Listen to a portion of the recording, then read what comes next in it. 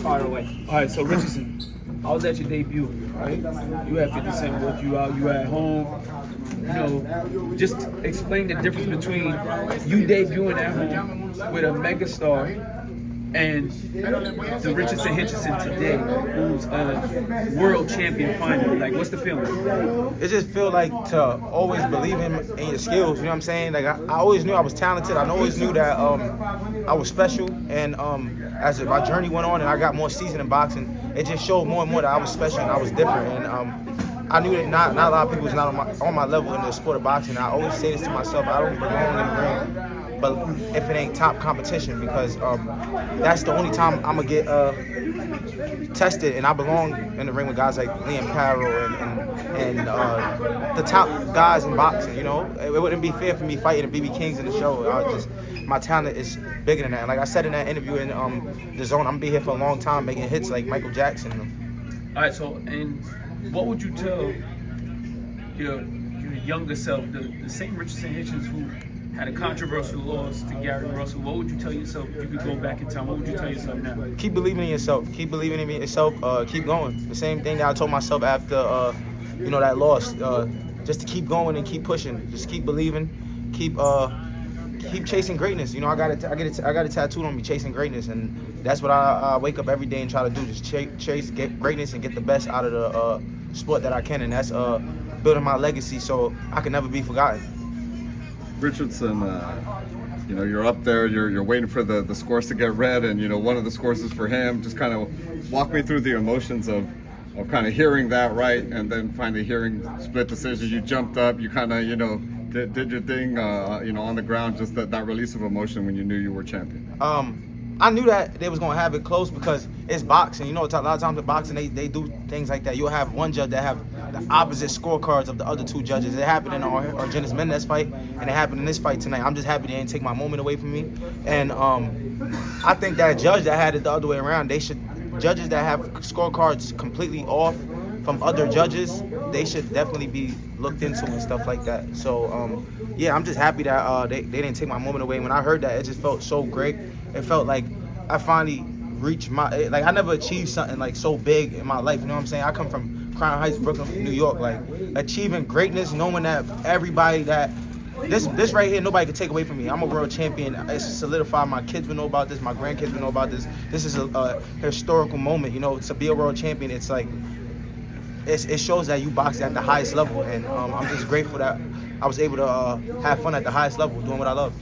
Talk about that, right? Like, I mean, when was the first time? What's kind of the first memory you had of like, yeah, I want to be a world champion, and you know, now you made that dream come true? To be honest with you, I didn't know that I was good in boxing till like maybe till like after. Let's get my guy Eddie in here. What story? Yeah. Let me say what I gotta say. You know, Eddie actually gonna take over the camera. No, not now. You gonna do it on your own now. No, but I didn't know I was special till you know, I think I went to a tournament one time. I'm gonna tell you this story quick. I went to a tournament with Shakur. This is the first time me and Shakur got cool. And I was staying in a hotel with him and all the other fighters, and he would point at all the other guys like, you won a national before? And they'd be like, yeah. You? Yeah. And he'll look at me, did you win a national before? And I'll be like, and then I ended up beating like one of the #1 kids that day, and I went over there by myself without no team because I went over there with the New Jersey team. And ever since that, I heard of Marcus Brown going to the Olympics. I was like, what is that? I'm like, I'm gonna do that. Then after the Olympics, I just said I'm gonna just follow after. Floyd and do everything he did, and I signed with Floyd. He got me to a certain point in my career. Then I got with the man Eddie, Keith Conley, and they put me in a position. It don't even feel like 2 years. It really feel like a year and a half that I became world champion. I said I told Eddie, I was at a press conference in Montana. I told him at the table, I said, Eddie, I believe him. I said, I'm the best fighter on this table right now, and fuck Montana bum ass. And that's what I said, and I just felt like I delivered. Richardson, special night in Puerto Rico. You come out with that Puerto Rican flag in your pants. A lot of Puerto Ricans in New York, from where you from, and all that. What make you do that? You got the pants in there. Can you show us? Oh, what yeah. What make you do that? They ain't there right there by the back. Under the back. Under that back, your back. My bag. And the other one, right there. They right there. Yeah. You got show us what's up with that. Now I had to show love to Puerto Rico, you know what I'm saying? Growing up, I liked a lot of Puerto Rican girls too. Nah, I had to show love to Puerto Rico. You know, Puerto Rican, Hispanic community in New York is big. You know what I'm saying? I had my guy Edgar Berlanga. I seen him ringside showing love. So it was dope to fight in Puerto Rico. Puerto Rico, y'all showed me a lot of love. I was out here for maybe a week and a half before the fight, just getting used to the atmosphere, and I just felt great. I loved the energy, the weather, everything, and it was great to bring boxing here. You hear the boost that the Puerto Rican fan give to him. He just beat Subriel Matias here, and you hear the boost, but then after that, you hear that scorecard against you. You feel you was gonna get robbed in Puerto Rico? I didn't know, to be honest. I didn't know. I really didn't know. It happens in boxing, and I'm just glad they didn't take my moment away from me.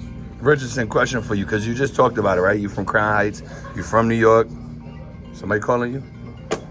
What's that for? Yeah, babe, pause that phone. Pause it. So yeah, I was just asking, you just talked about it. Man, you popular guy tonight. I wonder why. Nah, but yeah, you were just talking about it, right? You're from New York, you're from Brooklyn, Crown Heights. What does it mean to you to be another champion from Brooklyn, to represent in that way? I feel like there's nothing to be like a world champion from New York, and not only that, to be a shit-talking champion from New York. To be somebody that talk their shit and come out and back it up and show out. You know, boxing is a stressful sport mentally, so for me to put a lot of pressure on myself, talk my shit, and come out here and have to perform, it's great to be able to put the city of New York in my back. I think that it's always been a dream of me. I'm gonna throw this out here to have my own homecoming in New York. I think that I earned that. Especially against Teofimo. It's Teofimo. If we can't get him in the ring, whoever, to have a big fight in New York, I think that would be a real surreal moment to me to come back in my city as a world champion and to just, bring a big fight there. I think that would be the next big step of achieving a different type of goal. So you just here in Puerto Rico with a dream of being a world champion. You're gonna live here with that dream that come true. Talk to me about that relationship with Puerto Rico, and is that place that you became a champion? It's gotta be special. Nah, yeah, it's definitely special. Someplace I would never think I would become a world champion. I never see myself coming here, and we made it happen. I got the phone call 10 weeks ago, and I went straight to work right after my birthday, and we came out here and I just boxed, and I did what I love to do, and I did it achieving a goal, and that's becoming a world champion. So it felt great. You want to a female next, but what about Puerto Rican soul, Subriel Matias? He wants another title shot. We'll take any big fight as long as it makes sense. We'll take it. I'm world champion now. I know all the guys gonna be hunting, so there's no saying no. It's whatever whatever my team want to do, that's what we do. There's another fighters you have in mind apart from Teofimo, Subriel? Right now, I'm just trying to take in the moment. You know what I'm saying? The only fight I had in mind was Liam Paro. This for a long time. So right now, I'm not even thinking about nobody else till the offers start coming to the table, and then we got to look back, see where our options. It might be Jack Catterall. It might be somebody, another guy. We don't know. So we'll just wait. Yeah, also now, like you wanted, in the fight, that it was all the strategic way that you wanted to fight. No, I actually didn't. It made it harder, to be honest with you. That type of fight was way harder. I didn't fight a fight like that since I was in the Olympics, since way back then. That's what made it so difficult in the first. I thought he was just gonna come at me just like every pro. He actually used his brain, and I didn't think for him to be that crafty and savvy. It was like I was boxing like a younger, a guy he's a young guy like me, but it felt like I was boxing I didn't expect his skills to be like that. He does have skills, and he is smart. His bouncing, his in and out, his distance, he was smart. And the way he boxed tonight, you had to have a lot of skills and experience to box a guy like that, because he'll pick a lot of guys apart like that. Anyway, think about the atmosphere here in San Juan, coming back. Yeah, great. Great. I mean, look, I think originally he was going to fight Zepeda here, right? And then all of a sudden Liam said, fuck it, let's do our mandatory. And we were like, it's quite strange. Pedraza, sorry. Pedraza. Who did I say? Yeah, you said Zepeda. Oh, Zepeda, yeah. That's who you beat. Yeah. So I think he was supposed to fight Pedraza here. So in the end, we just decided to come here anyway. It's quite unusual to have an Australian and American headline. But it was a great show, actually. Mark Castro got beat, but it was in a great fight. Gankia was brilliant. Patufo against LeBron, amazing fight. And so too those guys. Look, you guys know your boxing, So you come out, and even when the Puerto Ricans finished fighting, most people stayed to watch the Australian and the American, which is, a great sign. So we'll be back here in March. He won't be. He'll be in New York or wherever he'll be, and Riyadh, wherever the big fights are going to take him now. He's got a belt, and he's a guy actually that a lot of people would avoid. So it's been very difficult for us because we've took him on, we got him active, then we headlined him twice once against Zepeda, once against Lemos, and now he's got a belt. He becomes the hunted, and no one wanted him to fight him before that. So the belt's really important for guys like Richardson because it will help us to make those fights now. No one can say, "Oh, why would I fight Richardson Hitchins?" The answer is now you'd fight him for a world championship. Eddie, what other boxers can we see in March here in Puerto Rico? Well, of course, Edgar Berlanga, looks like he's going to be headlining, but a lot of the guys you saw tonight, keep that, for sure, great fighter, We look to do 3 or 4 shows here next year in Puerto Rico. Can we see Yankel maybe fighting for a title shot? Love to, yeah. Hitchins, you said you believe in him 2 years ago on bringing you here. Now how much you believe on him on making happen that unification fight against Lopez? Eddie's a competitor. He's a hunter, so he's the guy that's gonna go for the biggest fish. Like I told Liam, I said, no shade. I told Liam he built his career up in Australia, but once you get with Eddie, you gotta fight real fights now, and that's why I kept telling Liam like he's in a real fight. And like I said, me getting to this position, it wasn't given. It was 100% earned from the start. I got in the ring with Yomar Alamo, a fellow Puerto Rican. He was highly ranked in the world from then. For Bauza, that was another Puerto Rican highly anticipated fight. Then big names after big names. Even to my last fight with Lemos, a 29-0 undefeated Argentine guys, a tough guy. I was hungry, so I think that I earned my spot to get here, and I believe in Eddie going for putting me in the biggest and best position possible. Eddie, how much you gonna put in to get this man the unification fighting and those champions out there? I think they're natural fights. We just said about New York, but also don't forget of our relationship with Turki Al Sheikh in Riyadh. I think that Richardson should come out there in a couple of weeks' time if he's around for the Usyk Fury fight, because you've got to start getting your face out there now and your name out there. And Teofimo against Richardson is a massive fight for Brooklyn, but it's also a huge fight for Riyadh.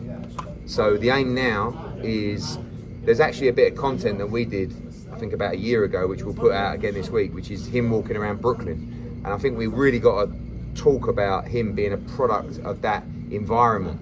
The way he used to walk to that gym, we go to that, the boys club there, like that's a tremendous story. And I really want to push that as well, because I think him against Teofimo is a massive fight for Brooklyn. But if it doesn't go there, we can take it to Riyadh. Valenzuela already boxed on a Riyadh season show. There's other fighters. Devin Haney is a big fight. These guys talk back and forward. That's going to be a big build-up fight as well. But just those guys that have tried to diminish him in the past now can't do it anymore because he's world champion. And when he came to us, he was really inactive. And when he reeled off all those fights there, he's done a tremendous job because he's won them all. But we've done it. We've done a great job to get him in that position, and he earned his shot at a world title. And respect to Liam Paro as well, because he could have made him wait. He could have kicked him down the line to next year, and he went, no, let's fight him now. Let's try and beat him and then get a big fight. And he came unstuck. But respect, 2 guys that love to fight, and he's right.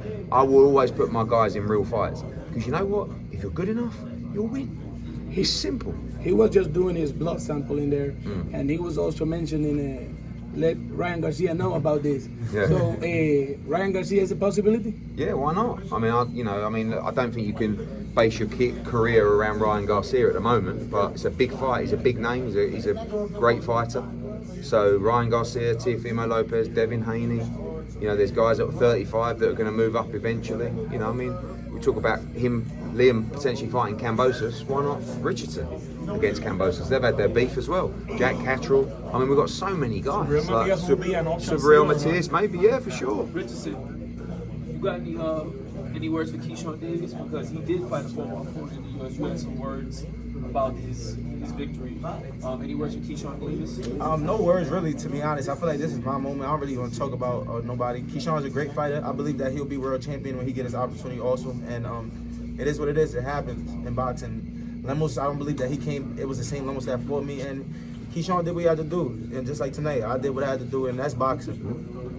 Would you say that Paro has been your best opponent yet, your hardest fight, or not necessarily, even though now you're a champion after? I think he was more one of the most trickiest guys I fought in recent times. But the bouncing and the European style, I was hearing his opponent kept saying like his bouncing in and out remind him his opponent, his sparring partner was saying that the bouncing and stuff, he didn't see that since he fought in the amateurs. And I was like, what is he talking about? Like, Paro don't fight like that. And when I got in the ring, I was like, oh shit, this shit feel like like overseas all over again, and I'm glad that I got that amateur experience to be able to see guys like that. So I kind of knew things to do. It was kind of like, it was fake like Marjamov, Terrence Crawford a little bit with the bouncing and the feinting. There was a lot of feints, little subtle things he was doing in there. So I think he was one of the most trickiest guys I fought. What's the celebration gonna look like, champ? To be honest, I'm just can't wait to go home with my girl, lay down. I know she had been having anxiety all day, just chill and just just relax. I want to come to Monaco. Yeah. Yeah. Come to Saudi. Yeah, come to Monaco and Saudi. Well, we could probably pick one of them, but that's an expensive trip. But yeah, just enjoy being world champion and make sure I'm staying focused and staying in contact with my manager, keep calling to know when I'll be back in the ring so I can just stay active and keep working. Congratulations. All right, guys, well done. Thank you.